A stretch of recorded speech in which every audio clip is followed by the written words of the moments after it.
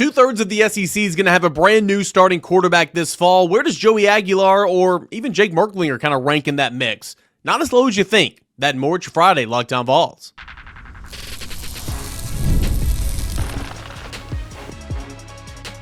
You are Locked On Vols, your daily podcast on the Tennessee Volunteers. Part of the Locked On Podcast Network, your team every day. Hey, good Friday morning, everybody. Welcome into Locked On Vols. Appreciate you guys for being here, making Locked On Vols your first listen, your first watch each and every single morning. We're a part of the Locked On Podcast Network, where it is your team every single day, every dayers. Appreciate you for being here once again and making us your first listen. We're free and available wherever you get your podcasts. And today's show is going to be a fun one. Looking around at the SEC, seeing these quarterback rankings and all that, and I got to thinking, man, there's a lot of new starting quarterbacks in the Southeastern Conference this year. How many? How many does Tennessee play this year? And where does the potential of Tennessee's new starting quarterback, whoever that may be, kind of rank in this mix? That's coming up here in segment number 1. First 3 weeks of college football season have been announced, at least for the SEC. And we already knew the opener was going to be noon in Atlanta against Syracuse, but some afternoon affairs against Georgia and ETSU. We'll get into that and look at the schedule as a whole in segment number 2, and then continuing to look ahead to the Knoxville Regional. Play kicks off this afternoon with Cincinnati and Wake Forest, and of course Tennessee takes the rubber tonight at 6 o'clock against Miami of Ohio to begin NCAA regional play. All that and more here on a Friday Locked On Vols. So I'm looking around the Southeastern Conference here, on a Thursday, and I'm looking at starting quarterbacks and win totals and all that, and I'm looking at Tennessee's schedule, and I'm like, man, there is a lot of new starting quarterbacks in this league. And, a couple of years ago, the league was really, really good in terms of top-heavy quarterback play. There were some good quarterbacks in the league last year, but, it's a transition year, and that's kind of what college athletics is. I mean, I know there's some, Zakai Ziegler being one, that's trying to continue to stay and play and play and play and work and work and work.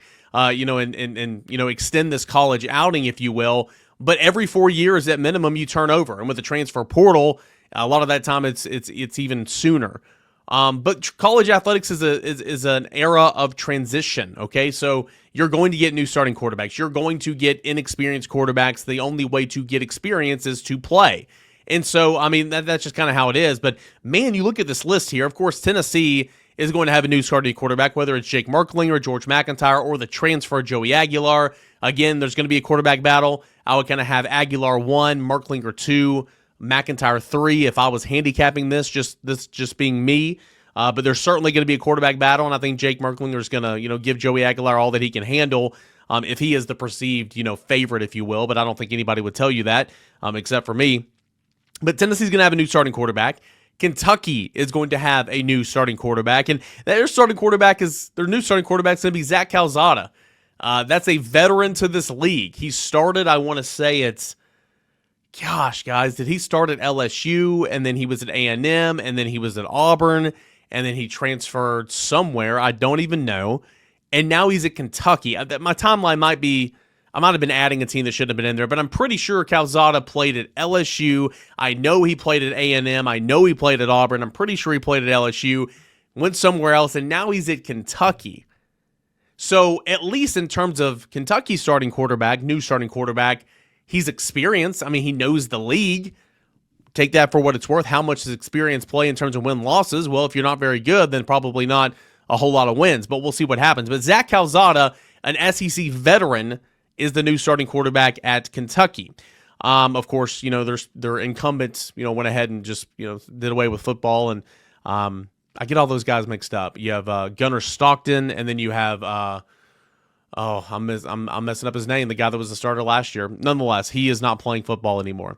Then you have Missouri, a guy that transferred in from Penn State, was sitting behind Drew Aller for quite some time. Bo Prabula. Probably messed up his name, but he's a new starting quarterback, obviously, and he's going to be at Missouri taking over for Brady Cook. Gunnar Stockton, of course, is taking over for Carson Beck. Carson Beck transferring out to Miami. Carson Beck was injured in the SEC championship game, so Gunnar Stockton took Georgia on its ride in the college football playoff. So he's got some experience, don't get me wrong, but he is quote unquote a new starting quarterback in the Southeastern Conference. You have Ty Simpson, that believe is the leader in the clubhouse in that quarterback battle down in Tuscaloosa. Austin Mack is also in there. He transferred in. I think Ty Simpson, who's kind of been the veteran backup quarterback the last 2 to 3 years, Again, it's a second year in the system because DeBoer, this is only a second year. But a veteran, knows the system. Very easily was going to be the starting quarterback while playing Tennessee at Neyland back in 2022 if Bryce Young didn't have that Herculean effort with being very, very questionable for that football game. So, again, Ty Simpson, one-time Tennessee recruit, a long time ago. Looks like he's in line to be the starting quarterback at Alabama this year. You look at Ole Miss, Austin Simmons, I think he's going to be a pretty good guy, but taking over for Jackson Dart. John Mateer transferring in from Washington State.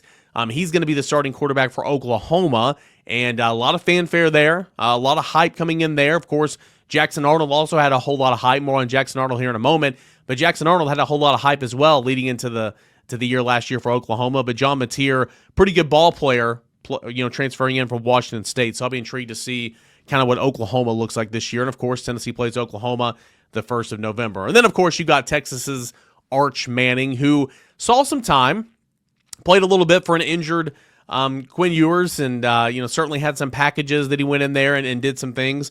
Arch Manning's got a lot to prove, kind of like the Nico effect last year. Everybody's kind of just anointing Arch Manning already, and it's like, let's watch him play a couple of games consecutively, right? Especially in the Southeastern Conference. But nonetheless, a lot of talents there. He's going to be a much better quarterback than I thought he was going to be. I will say that, even though the recruiting rankings were all over him. But Arch Manning, a new starting quarterback for Texas. Then you kind of have a weird combination here, and I guess you could technically throw Calzada in this mix. You could technically throw John Mateer in this list. But Blake Shapen started the year as the starting quarterback from Mississippi State. First year transferring in from Baylor.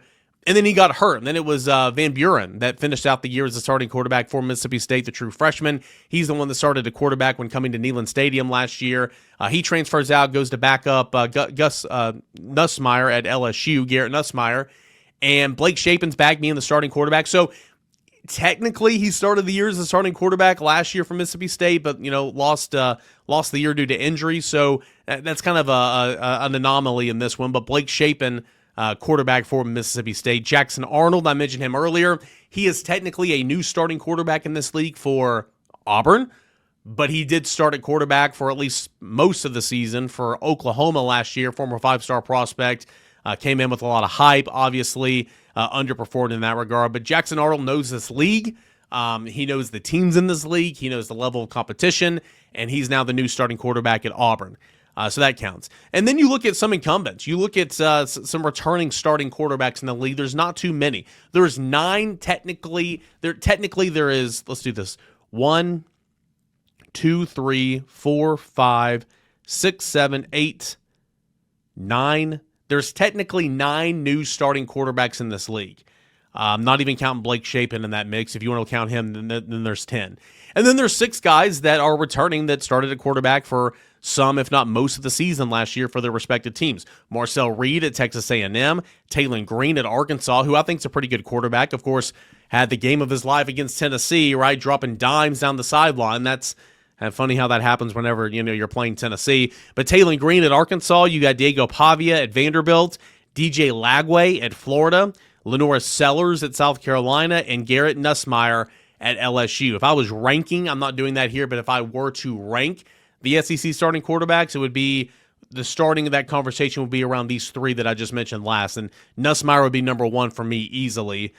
Sellers, Lagway, they're in that conversation. I think Diego Pavia is probably in the top 5 in this conversation as well. But some pretty good talent right there. But look at all the teams that Tennessee's going to play this year with a new starting quarterback. Kentucky, that's 1. Okay, Georgia's 2, Alabama's 3, Oklahoma's 4, albeit he's a pretty good quarterback transferred in from Washington State. Mississippi State technically is 5. So 5 of Tennessee's 8 SEC opponents have a new starting quarterback, at least new in their system. Okay, or in Shapen's case, missed most of the year last year, hadn't even played the Vols. So you look at that, that's 5 new starting quarterbacks Tennessee's going to play in conference games. It goes to show you that Tennessee, according to FanDuel, is going to be favored, according to FanDuel, has a higher win total than 6 of their 8 SEC opponents, Georgia and Alabama being the only ones that have a higher win total. This kind of matches up with that. And then, if we get away from the SEC, look at Syracuse to kick off the season. And then Mercedes-Benz Stadium, more on that here in a moment, is going to have a new starting quarterback as well. So again, the national narrative, Nico's left, that's not ideal. I hear you. We talked about some of those anonymous coaches from Athlon Sports, what they had to say about Tennessee yesterday. I hear you there. Losing Dylan Sampson, James Pierce. I hear you. Like there's transition to college sports. But again, look at the roster, look at the defense, look at the returning production, and then look at what's on the schedule. The schedule, number one, is not as challenging as most SEC schedules. And then if you look at the signal callers on said schedule, a lot of first-year quarterbacks. So again, everybody that's so doom and gloom on Tennessee, I'm not taking anything less than 9 wins this year when I do my season predictions. Again, maybe I'm sunshine pumping, maybe I'm orange-shaded glasses. Typically, I call it how it is. If I think Tennessee did a poor job in this regard, I'm going to say it. I think you everydayers know that about me. But again, I'll just continue beating this drum here in the offseason. Tennessee's not getting enough credit. Josh Heupel is not getting enough credit, in my opinion. All right, first 3 weeks, game times have been announced for the college football season. A lot of afternoon affairs. That's coming up next. We continue on here with your Friday Locked On Vols. The NBA playoffs are in full swing, and every night delivers highlight-worthy performances, major momentum shifts, and can't-miss moments. Whether it's a game-winning shot or a breakout player, there's never been a better time to get in on all that action. FanDuel makes it easy to stay in the game before tip-off and live. With player props, performance trends, same-game parlays, fans have even more ways to play smart and to win big. You got NBA playoffs going on right now. You've got Major League Baseball going on right now. You've got futures in terms of college football, NFL as well. You can find it all at FanDuel Sportsbook at those win totals, Heisman odds, and some of these individual matchups for the University of Tennessee. If you're new to FanDuel, now's a great time. Go sign up right now. Head on over to FanDuel.com, place your first $5 bet. If that bet wins, you're going to get $200 in bonus bets. It's not bad, right? FanDuel.com, first $5 bet. If it wins, $200 in bonus bets. Plus, you can do it on the safe, secure, easy-to-use app as well. You can make every moment more at FanDuel, official sports betting partner of the NBA, and again, where you can make every moment more. Some game times have been announced for Tennessee football and the rest of the SEC and a couple other college football programs as well. I think the Big Ten too. I never really understand the protocol in some of this regard. Some of these people, like the NFL seasons is such like a calendar. It's like, okay, in this month you have this to look forward to, and this month you have this to look forward to. College football is kind of all over the map a little bit. But nonetheless, we have some game times, and we already knew that the season opener at the Aflac Kickoff Challenge or whatever that's called, August the 30th, was going to be a noon Eastern time game. Tennessee versus Syracuse. A couple of new starting quarterbacks in that game. Going to be a noon Eastern time kickoff on ABC. You look at the rest of the field for that kickoff classic, and it's easy to see why Tennessee is, the noon game. I mean, it's kind of hard to argue, right? But that's going to be fun. Kegs and eggs, right? Wake up, get that tailgate started, little lunchtime kickoff, and we'll see what happens. September the 6th against ETSU, Tennessee's home opener, that is going to be the streaming game. Remember a couple years ago when the SEC made it a point that every single team, one game a year, would have to go digital and have to be streaming, and that's going to be the game. It's going to be on the SEC Network Plus. Tennessee against ETSU at home for the home opener at 3:30 Eastern time. So there's that, and then of course the big one, Game 3 against Georgia, second home game, Game 3, 3:30 Eastern time on ABC, and that's going to be Tennessee against the Georgia Bulldogs. So we're starting to see kind of some things mapped out right now. Again, look at the schedule if you're watching on YouTube. The Syracuse game in the season opener, Mercedes-Benz, and the neutral site game, that is going to be at 12 o'clock, noon Eastern, and then September 6th against East Tennessee State, and September 13th against Georgia is going to be 3:30 kicks, ETSU, SEC Plus, SEC Network Plus streaming, and then Georgia is going to be on ABC. All right, so no night games just yet. There's going to be plenty, don't worry. But again, you look at that schedule. I'm going to continue to bop it up here. This schedule sets up nice for Tennessee. I mean, we've had this discussion before, but you win a game at neutral sites, one-on-ones, head on a hat. Your roster is better than their roster. Go beat Syracuse, okay? You're going to beat East Tennessee State. Georgia, of course, is the big one. Tennessee's not beaten Georgia since 2016 when it was Josh Dobbs, the Hail Mary to Juwan Jennings, and that was between the hedges, and that was crazy. One of the more memorable wins for Tennessee in the last decade, no doubt. But Georgia's the only team that Josh Heupel hasn't had success with since coming to Tennessee. Tennessee, as Tennessee's head coach, Josh Heupel has beaten Alabama twice. Josh Heupel has beaten Florida twice. Both those wins have been at home, mind you. Josh Heupel's had a 10-win season. Josh Heupel has an Orange Bowl victory, a Citrus Bowl victory, and a college football playoff appearance. But Georgia's the only one. Georgia's still the one that's kind of gotten away from him a little bit. Could this year be the year Georgia, a new starting quarterback in Gunnar Stockton, has a little bit of experience? I recognize that. But you're at home early in the season. Both teams still trying to figure it out. I still think Georgia's a really, really good team. It's got a really, really good roster. But do I think this is the Georgia of a couple years ago when they went back-to-back and they were just a feeder system to the Philadelphia Eagles? No, I do not. No, I do not. I still think there's a lot of talent. I still think that's a very good team, a college football playoff absolutely contending team, an SEC championship contending team, no doubt. But getting them early in the year, I think, sets up a little bit nicely for the Volunteers. So that is a crucial game. You're looking at a potential of starting, if you win that game at home against Georgia week 3, you're looking at the potential of starting 5-0 before the open date. I know that maybe that's wishful thinking. At worst case, I believe, especially if you handle business on the road at Mississippi State, but that's a crucial one, right? We talked about it last year with Arkansas, on the road at Arkansas, a team that you're going to be favored at, a team that you should beat, hands down, 10 out of 10, but you can't just go through the motions. Tennessee went through the motions at Arkansas a little bit last year, and it got. So you're going to have a head on a swivel and play good football against Mississippi State. But at worst case scenario, in my opinion, before that first open date, you're looking at a win, we'll say a loss for Georgia now, a win, and a win. You're looking at a 4-1 record. And that's what you want. Revenge game coming off an open date at home against Arkansas. You like the Vols there. Okay, that could be your 5-1. At Alabama, it's a place you haven't won since, 04? It's been quite some time, 03, whatever it is. That's going to be tough. We'll call it a loss. That's 5-2. At Kentucky, you better take care of Kentucky there. That's 6-2. Oklahoma at home in November. You like that? That's 7-2. Open date. Open date, you're 7-2. New Mexico State 8-2. At Florida, we'll call it 8-3 because Tennessee hasn't won at Florida in the swamp since 03 as well. And then Vanderbilt there is 9-3. I mean, that's your path to 9-3 easy. And we can make the arguments again. Oklahoma is going to be a challenge at home in November the 1st. You better come to play against Mississippi State on the road. I hear you. Arkansas at home. This is an Arkansas team that did just beat you. This is an Arkansas team that brings back a starting quarterback in Taylon Green, so that's going to be no cakewalk. There's been some doozies of some football games at Kentucky on the road at night whenever it's freezing cold or rainy or whatever. So that's going to be a challenge. I'm not trying to act like every single game is just black and white, win-loss, but that's your path to 9-3. Now, in order to get into the college football playoffs, we talked about this several different times, you have got to win one of those games at Alabama or at Florida. Have to. You have got to conquer those demons. You have got to do something you have not done in 23 years or whatever it is, 22 years. You got to go on the road and win a big-time road matchup against your rival at Alabama or at Florida. You win that game in Tuscaloosa at Alabama, again, flash that schedule up right there. Boy, that just like last year, that is a signature win that the ESPN and the graphics department can put up there every single college football playoff rankings reveal show. Oh, well, Tennessee beat Alabama at Alabama.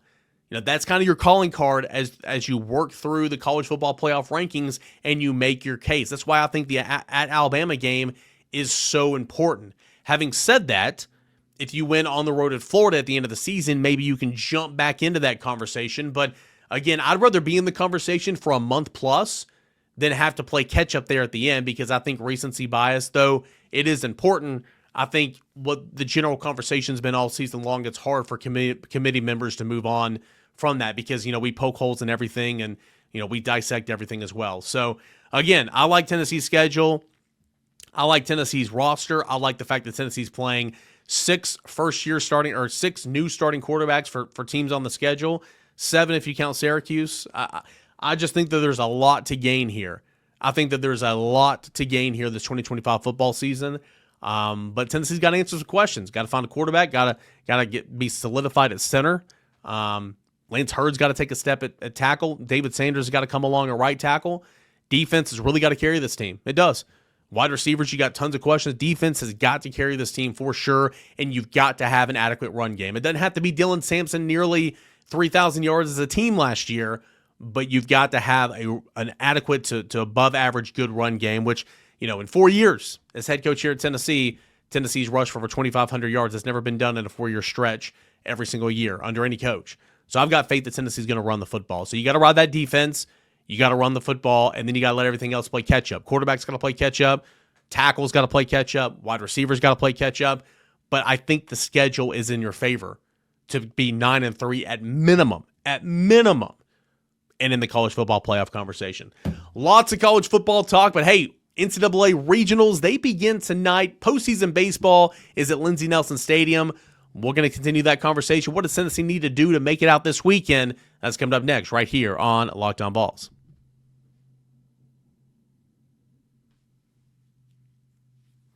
NCAA baseball regional play kicks off tonight. Tennessee is going to play host to Miami of Ohio, the 4th seed in the Knoxville Regional. Of course, Tennessee, the host program, number 14 overall national seed. That game's getting going at 6 o'clock Eastern time on ESPNU. Earlier in the day, 2-seed Wake Forest. It's going to play host to 3-seed Cincinnati. That game's going to be on ESPN Plus at 1 o'clock. The winners will play each other on Saturday. The losers will score off in an elimination game on Saturday beforehand, and we'll be off and running. The Knoxville Regional matches up with the Fayetteville Regional, number 3 overall seed. Arkansas, if Arkansas wins that region, if Tennessee wins this region, Tennessee would be on the road in Fayetteville for super regional play. If Arkansas does not win the regional and Tennessee does win the regional, then Tennessee would host super regional play at Lindsey Nelson Stadium. I don't want to go any past any of the other ways all this could work out because it gets kind of confusing. Plus, if Tennessee loses, it doesn't matter because we're not going to be watching it for the most part because Tennessee wouldn't be in it. But I'll tell you, Tennessee has the 6th best odds, the 6th lowest odds to win the national championship, according to our friends over at FanDuel Sportsbook. Tennessee is at plus 1,200 to defend the national championship that it won last season, behind Arkansas, who has the best odds at plus 470, LSU at plus 650, Vanderbilt at plus 650, Texas at plus 900, North Carolina at plus 1,000, and then, of course, there's Tennessee at plus 1,200. Again, Vanderbilt, the number 1 overall seed, has the tied for the 2nd best odds at plus 650 with LSU. Arkansas, who Tennessee could potentially match up with its Supers, has the best odds to win the national championship at plus 470. So that's fun, right? That's always fun. You look at the Knoxville Regional specifically, Tennessee is minus 310 to win the Knoxville Regional, while Wake Forest is at plus 360, Cincinnati is at plus 850, Miami of Ohio is at plus 2,800. So Tennessee, the overwhelming favorite to win the Knoxville Regional, as it should be. Only 4 teams have better odds to win its regional than that of Tennessee. Again, Tennessee's at minus 310. Arkansas is at minus 700. LSU is at minus 390. North Carolina is at minus 350. And Georgia is at minus 310 along with Tennessee. So, Tennessee's the odds-on favorite to win the Knoxville Regional, as you should be if you're the host program. What are you going to have to do to win this Knoxville Regional and continue on playing? Well, you're going to have to, again, we discussed it a little bit, if there's a potential of a Saturday game against Cincinnati or whenever that could be, you've got to manage the run game. Cincinnati tied for 18th in the country with 128 stolen bases. Cincinnati has only been caught stealing 14 times on the year, so that's really, really important. Cincinnati at the top, they're kind of top heavy in terms of the starting pitching. Nathan Taylor and Kellen O'Connell. After that, not a whole lot to be bragging about. Their bullpen is not fantastic, but Cincinnati's aggressive.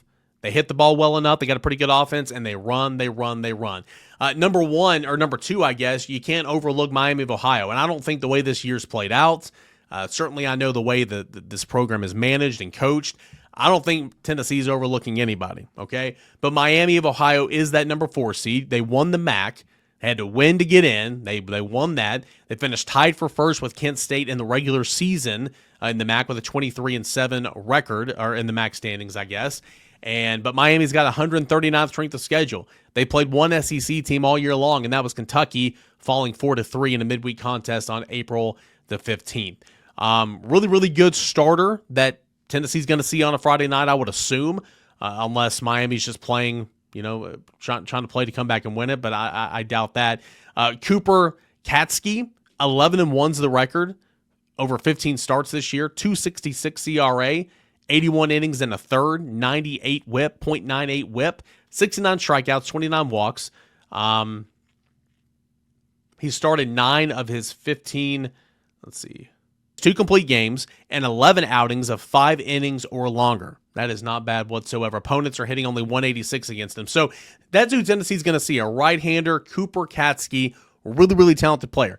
And as Tony Vitello said earlier this week, I don't care what division or what level you're pitching at. If you have 11 wins, I mean, that's putting it up, putting it down. I added that. That's getting it done. So you can't overlook Miami of Ohio.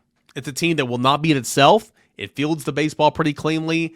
You have a really good relief pitcher in Carson Byers, who I'm sure Tennessee will see later tonight, a 2.52 ERA, 20 appearances. That's a team high, 64 innings and a third. Kind of the Nate Snead. If you see a guy that has 64 innings and a third on the year out of the bullpen, well, that kind of tells me that they're a Nate Snead type, A.J. Russell type guy out of the bullpen. So I would assume you're going to see Cooper Katsky and Carson Byers. And after that, I mean, the bullpen's not good. So, Miami of Ohio, you're a 4 seed for a reason, right? You're not supposed to win the regional. If you go all out to try to win this first game, you're not going to have much left in the tank for the rest of the weekend. But ERA's super inflated after that in the bullpen for Miami of Ohio.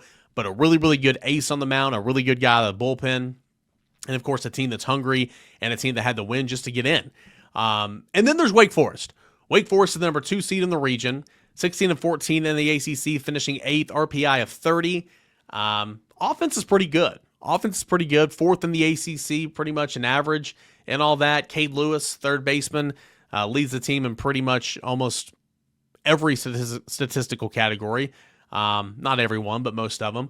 You've got Jack Winay, who leads the team in home runs with 14, RBI with 59. 5 players in the starting lineup boost an average north of 300. Shortstop Merrick Houston, who's an MLB draft prospect for sure, leads the squad with 19 stolen bases. Center fielder Javier Williams also has 13 on the year. So offensively, potent, offensively pretty aggressive. On the mound, you got Blake Morningstar, who I'm sure Wake Forest is going to throw on Friday. So if Wake Forest wins and Tennessee wins, I'm not sure Blake Morningstar is going to be available to pitch. I mean, if I'm Wake Forest, I've got to throw him, on a Friday night. But Morningstar, 6-1, 13 starts, 14 appearances, 2.71 ERA, 73 innings on the mound. Potentially, Tennessee could see Matthew Dallas, former Tennessee pitcher, who finished the year as Wake Forest's number 2 pitcher, but only was in that role for like 2 games. 4-1's record, 13 starts, 5.09 ERA. They've got a couple other guys that are some starting options out of the bullpen. They use the crap out of a couple of guys. Luke Schmokel, Hayden LeFew, Griffin Green, Josh Gunther all have like over 22 appearances on the season out of the bullpen. So there's that. Something you need to know about Wake Forest, though, fielding-wise, pretty sloppy in the field. Worst fielding percentage in the ACC, worst fielding percentage than that of Tennessee, that finished 15th out of 16 teams in fielding percentages in the Southeastern Conference. So Wake Forest, good at the top in the rotation, got some decent bullpen arms, always has pretty good pitching. Offense is this calling card. Defensively, pretty sloppy, so potentially that could come back to bite Wake Forest as the weekend goes on. But it's going to be a good game. It's going to be a good weekend of play. I think Tennessee and probably, I don't know, things can get wacky. We'll see if Cincinnati beats Wake Forest. I think the potential of Cincinnati versus Tennessee on Saturday, intriguing from a storyline perspective for sure, because Cincinnati's so aggressive. But Tennessee, the overwhelming favorite to win the Knoxville Regional, as it should be. And then we'll see what happens there. If Tennessee wins this weekend, we'll see who comes out of the Fayetteville Regional, and we'll see who Tennessee's going to play for a chance to go to Omaha. But you got to take care of business first, and that starts tonight, 6 o'clock on ESPNU against Miami of Ohio. Tennessee kicking off regional play at Lindsey Nelson Stadium. All right, that is going to do it here for this edition of Locked On Vols. Can't thank you enough for being here. Make Locked On Vols your first listen, your first watch each and every single morning. Appreciate you everydayers. Couldn't do the show without you. We've got a lot to get into this weekend. We'll talk about some recruiting on Monday from over the weekend. We'll discuss the latest from SEC spring meetings. We'll discuss the Knoxville Regional. All that and more coming up on a Monday, Locked On Vols. Until then, have a safe, enjoyable weekend, everybody, and we'll talk to you on Monday. This is Locked On Vols.